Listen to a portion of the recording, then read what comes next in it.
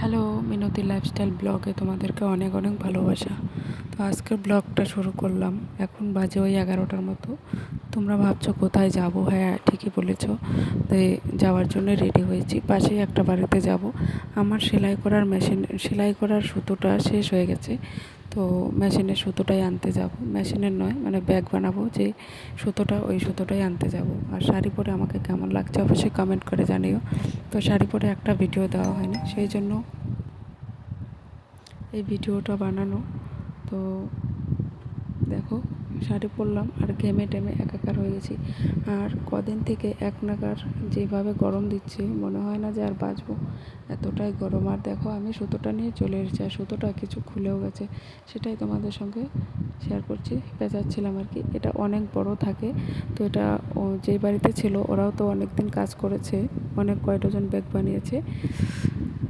এটাকে পেঁচিয়ে নিচ্ছি। এটা একটা আনলে 1 মাসের মতো চলে যায়। তাহলে কত ডজন ব্যাগ বানানো হয়? মোটামুটি 1000-1500 টাকার কাজ করতে পারি একটা সুতোর গুটি দিয়ে। তো আমারটা শেষ হয়ে গেছে, অল্প একটু আছে। তো বুঝতেই পারিনি যে 10 ডজন ব্যাগ হবে না। তো সবসময় আগেই রেখে দিই, মালিকের কাছ থেকে বলি যে আমার সুতো শেষ হয়ে গেছে, দিয়ে যায় দাদা। আর আমার এতটাই গরম লাগছে, থাকতেই পারছি না। তো চলো চেঞ্জ করে নিই। দেখো, টপ টপ করে ঘাম পড়ছে শরীর বেয়ে। তোমাদের সঙ্গে গল্প করতে করতে এই যে আমার ব্যাগগুলো বানানো কমপ্লিট হয়ে গেছে। তো চলো গুছিয়ে নিই। গুছিয়ে নিতে নিতে আমার জীবনের কিছু কথা বলি। তো আমার আমার প্রথমে এই ব্যাগ বানানোটা এমনি এমনি হঠাৎ করে ডিসিশন নিইনি। তো ব্যাগ বানানোর পিছনে অনেক কাহিনী আছে। আমার দিদি প্রথমে মেশিন কিনেছে। তারপরে আমিও ভাবলাম, তো ব্যাগ বানায়, ভালোই বিক্রি হয়। তো আমিও ভাবলাম যে আমি একটা মেশিন কিনি, সারাদিন তো রান্না বান্না করি। তখন আমরা আলাদা হয়ে গেছি, জয়েন্ট ফ্যামিলিতে ছিলাম। তো সেখান থেকে আমরা আলাদা হয়ে গেছি। তখন ভাবলাম যে শুধু রান্না বান্না করে আর সারাদিন তো বসেই থাকি। তো আমি আমার বরকে বললাম যে তুমিও আমাকে একটা মেশিন কিনে দাও, চেষ্টা করব বানানোর। ব্যাগ বানাতে পারলে কিছু টাকাও আসবে, সংসারও ভালোভাবে চলবে। ভালোভাবে বলতে ওই আমার দরকারি কত কিছুই না লাগে বলো, মেয়েদের জিনিস। আমার ছেলে হয়েছে, ছেলেকেও কিছু দিতে হয়, জামা কাপড় বা প্রাইভেটের খরচ, সেগুলো তো আমি চালাতে পারবো। তখন আমাকে আমার বর একটা মেশিন কিনে দেয়, ওই 3-4 বছর, এখন থেকে ঠিক 7 বছর আগে মেশিনটা কিনেছি। তো সেই সময়কার বাজারে আমার মেশিনটার দাম নিয়েছিল 9200 টাকা। সেই দিনটা ছিল লক্ষ্মী পুজোর আগে, মানে কালী পুজোর সময় আনা হয়েছিল এই মেশিন। তো সেই থেকে আমার এই ব্যাগের কাজ শুরু করলাম। তো প্রথম তো সেলাই কোনো কিছুই জানি না। মেশিনটা কীভাবে ধরতে হয় সেটাও জানতাম না। মেশিন কীভাবে চালাতে হয়, কোথায় সুতা দিতে হয়, কোথায় ববিন ভরতে হয়, কিছুই জানতাম না। তো আস্তে আস্তে শিখলাম। ছেলের জামা কাপড়, ছেঁড়া ফাটা জামা কাপড় সেলাই করতাম।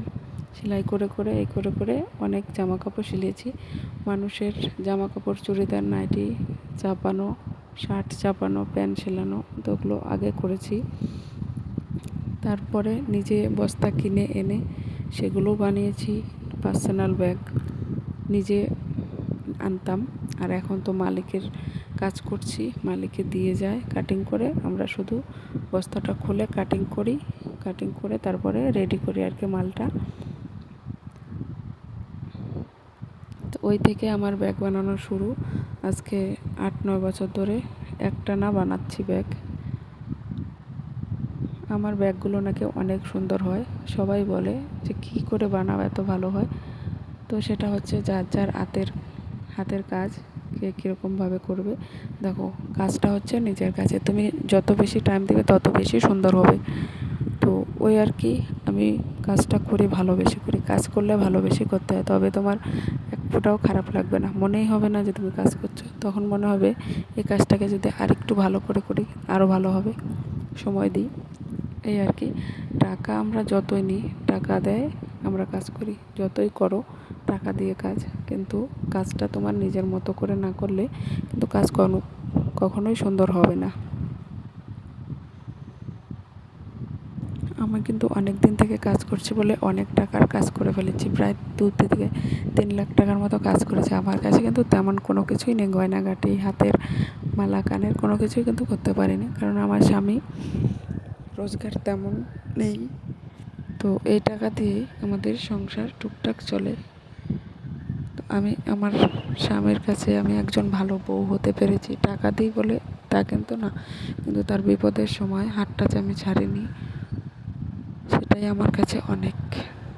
তার কাছে আমি ভালো হতে পেরেছি, আমি নিজের কাছে আমি নিজে ভালো হয়েছি। কারণ দেখো, বিপদ যখন ওর কাছে টাকা থাকবে না, তখন আমি আমার গয়না পরে বসে থাকবো, আর ওদিকে ও মানুষের কাছে গিয়ে হাত পাতবে, এটা তোমার একদমই ভালো লাগবে না। এই আর কি। অনেকেই আছে নিজের টাকা বরের টাকা নিয়ে ঝগড়াঝাটি করে, আমার এসব একদমই ভালো লাগে না। আমার আর ওর মানে আমরা দুজন তো একটাই না, ওর আর আমার মানে আলাদা আলাদা, এটা আবার কীরকম? তাহলে তো সংসারই করা যাবে না গো। সংসার এমন হওয়া উচিত, স্বামীরটা তোমার, তোমারটা স্বামীর, এরকম হলে দেখবে সংসারে ভালোবাসাও বাড়বে, জীবনটাও যেন আনন্দে কাটবে। আর যদি আমার তোমার করতে থাকো, সেখানে কিন্তু ভালোবাসা থাকবে না। থাকবে, জানি না কার কীরকম লাগে। আমি কিন্তু একটা টাকাও লুকিয়ে রাখি না, সমস্ত টাকাই যখন যা দরকার হয় সংসারে যাবতীয় জিনিস, রান্নাঘরের বলো বা আমরা কোথাও যাব, সেখানেও যদি টাকা লাগে আমি বের করে দিয়ে দিই। বাজার করতে যাবে, টাকা না থাকলে আমি বের করে দিই, আমার ভালো লাগে। কার কেমন লাগে জানি না, এটাই হওয়া দরকার সব বাড়িতেই। ছেলেরাও চায় যে আমার বউটা নিজের মতো হোক, মানে ও চায় ওর মতো হোক। ও যেরকম পরিশ্রম করছে, ওরা চায় না যে বউ পরিশ্রম করে টাকা এনে দেবে, বসে বসে খাবে, একদমই। যদি তার সামর্থ্যের বাইরে হয়, তবে তুমি কিছু চেষ্টা করতে পারো তার হেল্প করার, যে কিছু হলেও তো তুমি দিচ্ছ সংসারে। ওই আর কি, আমার জীবনের কিছু কথা তোমাদের সঙ্গে শেয়ার করলাম। কেমন লাগলো আজকের ভিডিওটা কমেন্ট করে অবশ্যই জানাবে। আর রিয়াদের বাড়ি ওইখানে গেছিলাম, এটা আমার ননদ আর আমি বসে আছি চেয়ারের মধ্যে। আর এটা হচ্ছে একটা কী যেন গাছ, গামারি গাছ বলে, তো ওইখানে বসেছিলাম। কচুগুলো কেমন লাগছে বলো। এটা পাশেই একটা ক্ষেত আছে, ওখান থেকে উঠিয়ে এখানে রেখে দিয়েছে। তো টাটা সবাইকে, তোমরা সবাই ভালো থেকো, সুস্থ থেকো।